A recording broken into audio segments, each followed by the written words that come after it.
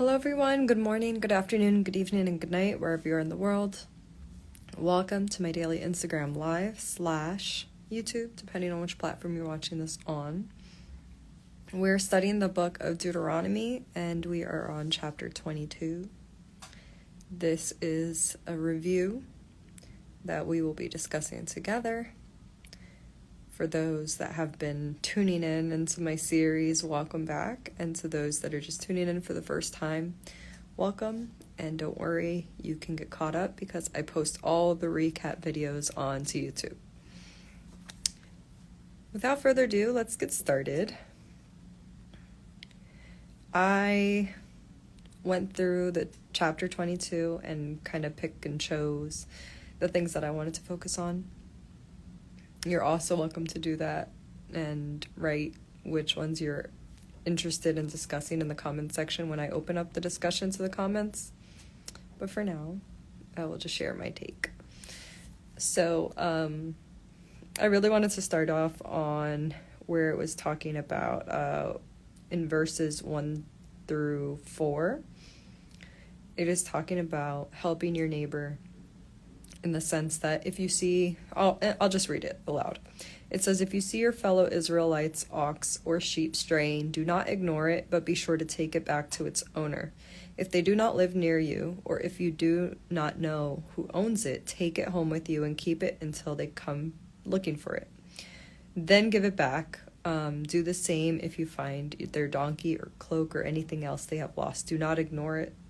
If you see your fellow Israel's donkey or ox fallen on the road, do not ignore it. Help the owner get it to its feet.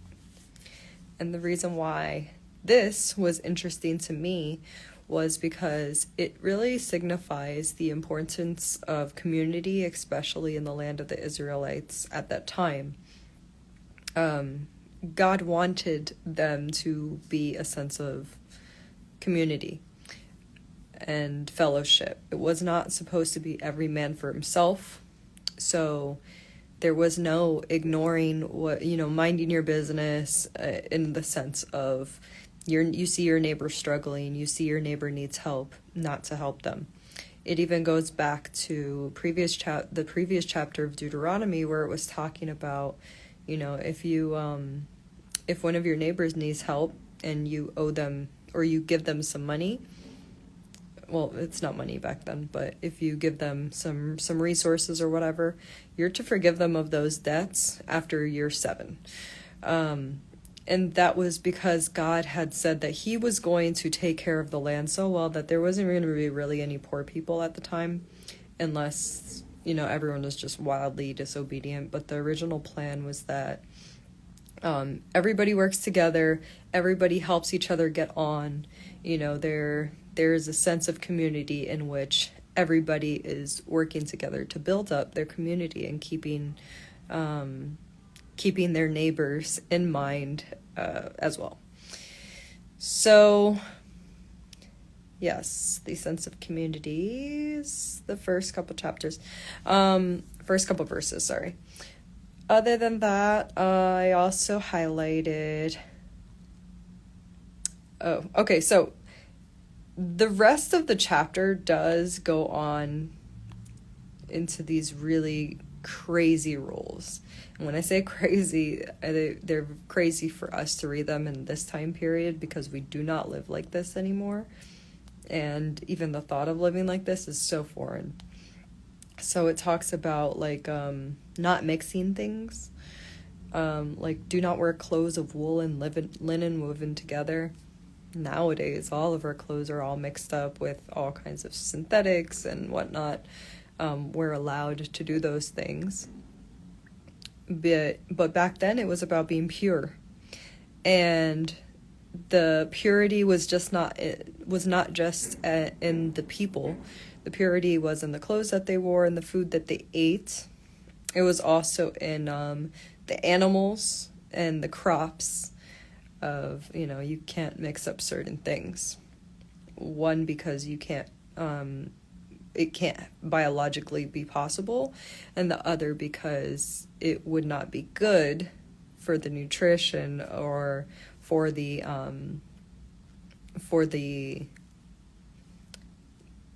I guess, the quality of what was needed or what was deemed as good for the people of Israel.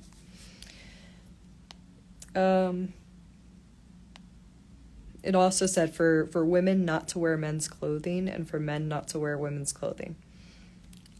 For me, when I read that, obviously I'm thinking about cross-dressing. I'm not thinking of a woman isn't to wear pants. But in the sense of a woman is dressing up like a man in order to kind of be a man, that was something that was not allowed back then. Okay. And then it gets into the marriage violations. And this is where it gets this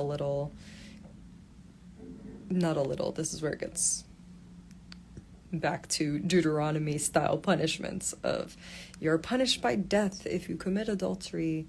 You're punished by death if if you're not a virgin and you said that you were a virgin and you married on the false pretense that you are a virgin. So yeah, it was like, okay, so first of all, if a man lied about he has a wife and he sleeps with the wife, mind you, when you sleep with the wife, you take her virginity, because back then the marriages were the first time that the woman sleeps with the man. So if that happens and then all of a sudden he just doesn't like her anymore and he tries to slander her name and act like she's not a virgin or she wasn't a virgin when they got married, to ruin her reputation, if her parents showed proof that she was indeed a virgin by probably showing like bloodstained bed sheets, which is so crazy to me because that means that on their wedding night, they were to sleep together on white sheets, and the parents were supposed to keep these sheets as proof that their daughter was a virgin, just in case in the event that they had to show proof. Crazy. I'm glad that we don't live in those times anymore. But yes, so that's what they had to do. And if the man was found to be lying, then he would be punished and he would have to owe the father to pay like a fine of 100 shekels of silver, which I think came out to like 2.5 pounds of silver.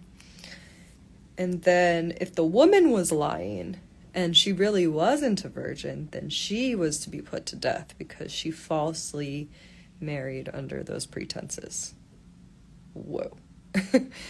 And I see one of the comments that says it's during the medieval era.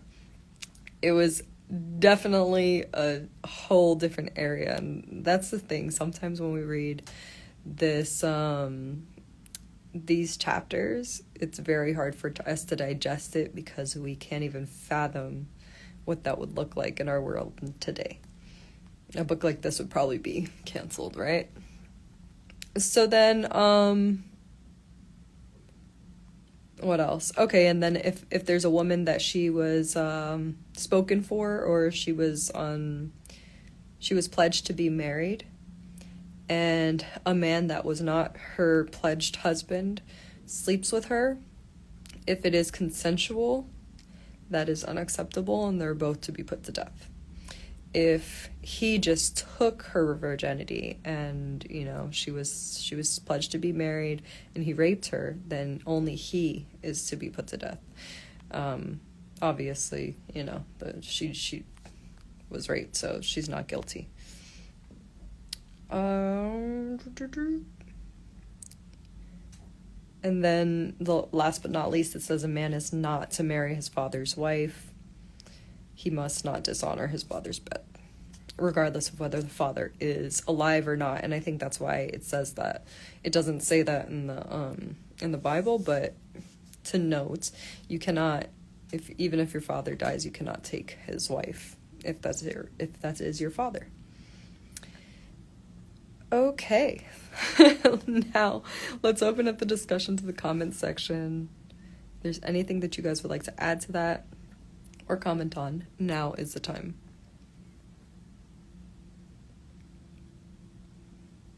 Big Alex says they did not play back in the day. They absolutely did not.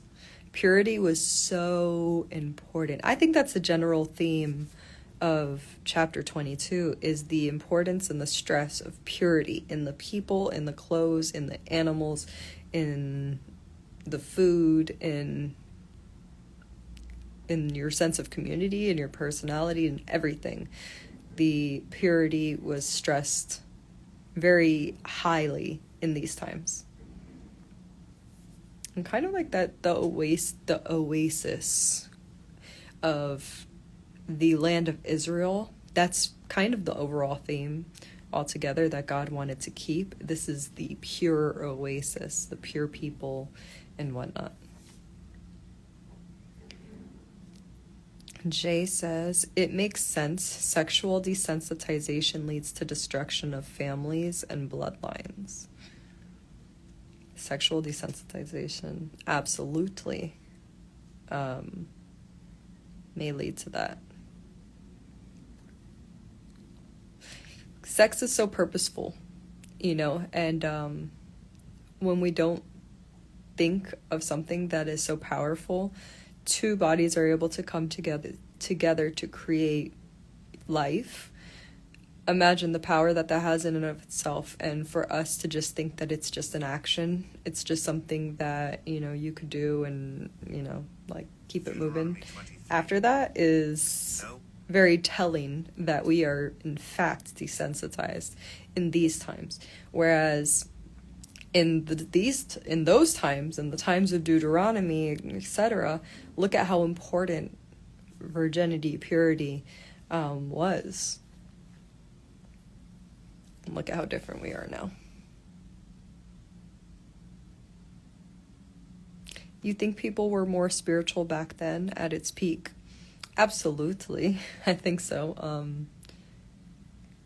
Well, they had a closer experience of being firsthand, being able to experience these people that are in these books, whether it's in the times of Jesus or whether it's in the times of Moses, because remember, Moses actually experienced God. He got to talk to him, and then the people that were there, and the products of the people that were there, saw the miracles that God was displaying, and it was to the point where it was really undeniable for them to understand that there was a spiritual being, creator. Whereas now, there isn't a clear-cut example, at least for a certain amount of years, of God speaking to us. Not even in the prophecy of the Bible. We will start seeing signs, and I think that the signs have already...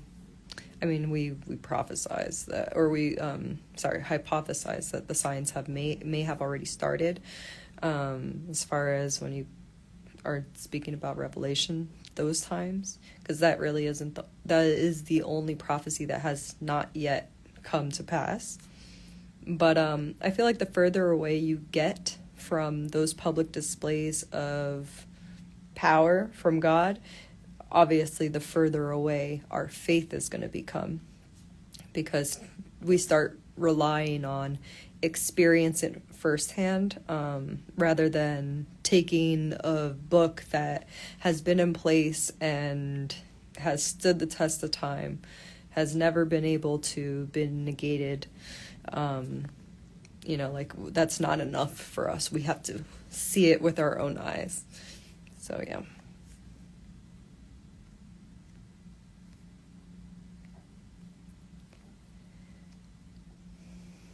Debo says, especially since everyone on who's tuned in might not be on the same page, prayer sets the atmosphere and blesses the reader with understanding, plus it shows reverence to God and His Word. I think you had maybe a second comment that had like a first part. I don't know. Maybe I'll run into it.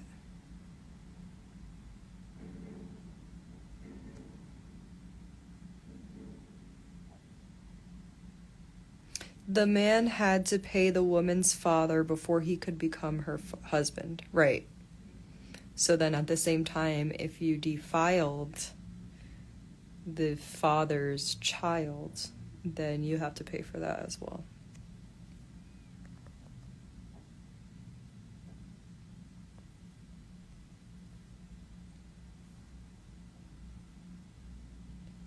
Bedsheet proof or didn't happen. Yuck.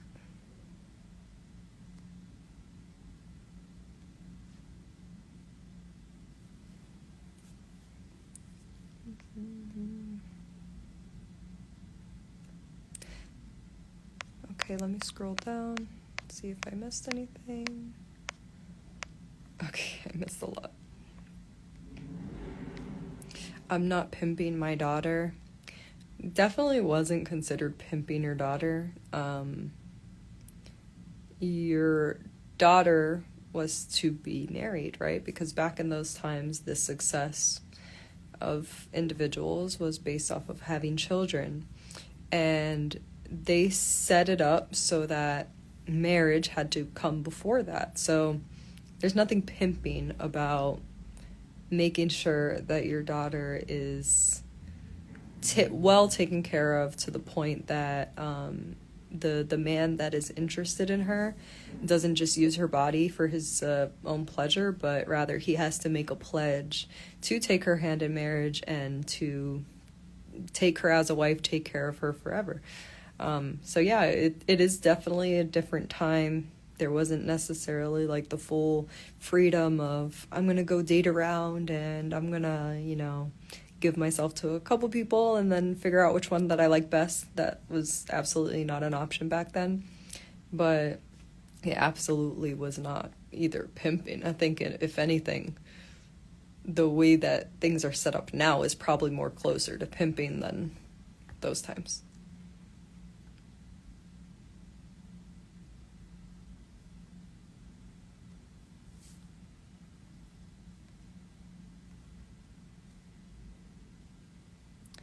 We are the ones who have corrupted it, but it's still a beautiful union. Absolutely, we've corrupted marriage in so many different ways. Some people act like sex is a dirty word, but God created it to be between one man and one woman, specifically husband and wife. Amen. Exactly. It was meant to be pure. We just corrupted that act.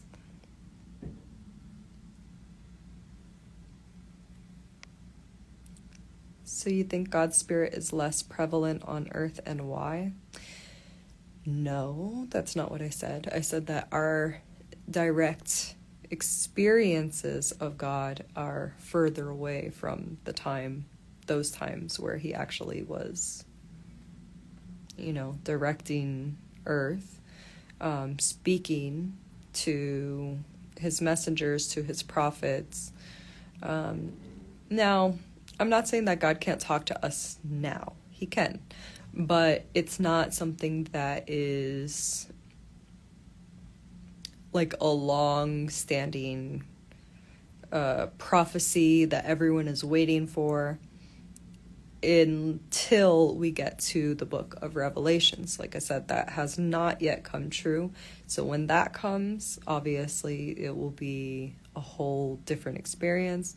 But even there was a period of time where God didn't talk to man for 400 years, and I think that we're probably closer to that than anything.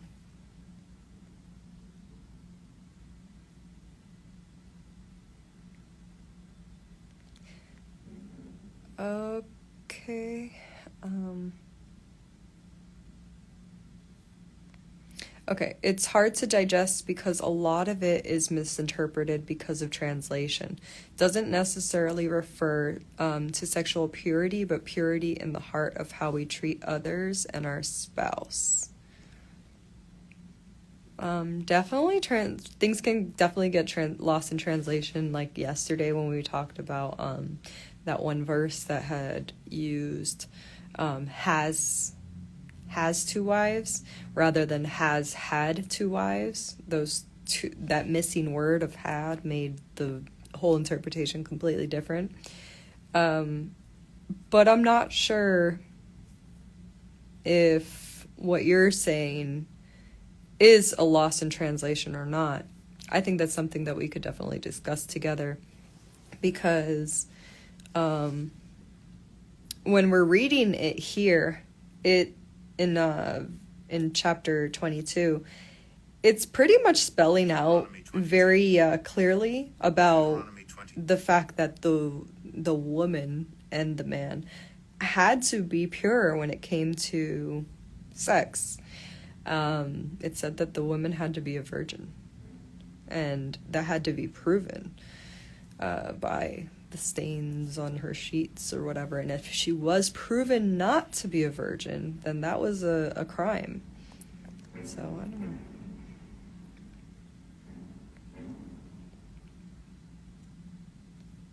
Okay, I'm gonna stop there because we've covered a lot already. But I'm going to upload the other chapters that, I did, I believe chapters 20, 21, and 22 up tomorrow onto my YouTube. So bear with me, since I am out of the country. It is a little bit difficult for me to upload things all at once. But let's continue this discussion in the comments section. I'm going to announce on my story once I have all of the chapters up to date. And then that way we can continue the conversation there. Thank you guys for tuning in, and have a good night. Ciao.